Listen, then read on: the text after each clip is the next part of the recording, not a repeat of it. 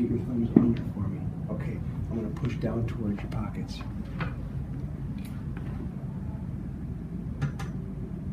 And I can already tell he's doing this and this. He's retracting and he's doing.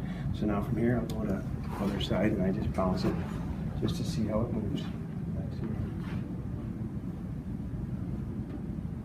I'm looking at how far the shoulder is from the ear as they go into abduction. What does it feel like when I'm at end range? Abduction. I usually hold that medial border just to see what happens. One. I'm going right here. What happens here? Just let it fall. How much external rotation do I see? What kind of end feel I have? And then I'm going to just an idea. And usually what I'm trying to convince the athlete of is, okay, I need to stretch that shoulder. So do you want to feel, feel how easy that moves down? I'll push it medially, do the same thing, take it laterally, just to get them an idea of, okay, this is how their shoulder moves in the socket on the non-involved side. Then I go over to the involved side and I do, all right, there it is, right there. We got some work to do. So most of the time, especially if they're coming from somewhere other than one of my clinics, did they do that stretching therapy at the other facility? Nope. So, right there, relax your arms. Relax. Feel the difference? Mm-hmm. Okay. Push your wrist up into my shoulder. And relax. Push your wrist up into my shoulder. And relax. Now try and suck your shoulder in the socket. Pull it in. Wrist into my shoulder up. And relax. Now try and push your shoulder out of the socket. Rotate your wrist down. And I'll just immediately go into, okay, what's it? I'm better. Like that. So you give them a little confidence that your manual skills are going to solve what you've already explained to them needs to happen inside their shoulder, so that it either protects their shoulder or protects the elbow. So you're relating what you're doing manually to their throwing motion so that they're getting confidence that they need what you have to offer. You showed them dysfunction, and you're confirming for yourself, okay, yeah, I have some work to do with this guy. There's definitely. So now, Max? Maybe. I'll do it. Yep. Doesn't like to go as far. Let it drop down. How far are they? Yeah, see, this doesn't like it at all. He's already fallen into external rotation. So from here, where is, I need your help. Like I said, I do compression, traction, abduction, lift, internal rotation. I also need somebody on my left arm. So Chris, come on over. Be the pusher. So right here. So I approximate. I grab the skin, I rotate internally. From here, I need something to make sure that I don't lose any one of the movements that I need to try and make my mobilization more effective. So now, right here, I want you to push your shoulder into my, push your wrist into my shoulder, up. You can't lose anything here. So when he, and relax, so when he pushed into me, I went like this, I went like this, and I went like this a little bit. And I made sure he didn't fall. Now, push into my shoulder again. See what happens? I just lost the effectiveness of my mobilization. My contract, relax right there did nothing.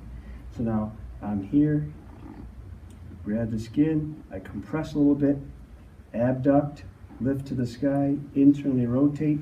Now, Nick, push into my shoulder up. So I'm actually stop. See how I stopped you from moving at all? And now relax. I sneak up on him more. Do it again. And relax. Nicole, I need you to help me. Right here in my hand. Yep, lift. I don't have enough power.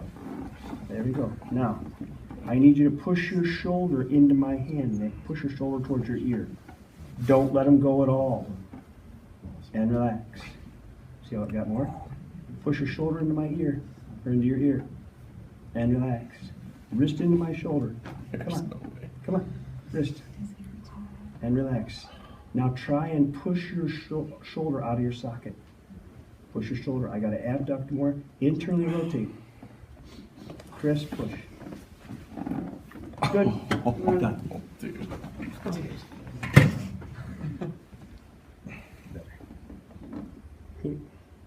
do the same thing. Look, now I'm here, and he's not falling into external rotation. Then I go here and I say, okay. I reinforce it. Better. So I go here. How much pressure do I feel in my shoulder as I take them into abduction? So sometimes I have found that angulation, they don't like. I take up full rotation and then I mobilize proximal. I'll do a distract, or compress. So I'll take up all the rotation component. I'll do contract, relax to try and get more mobility.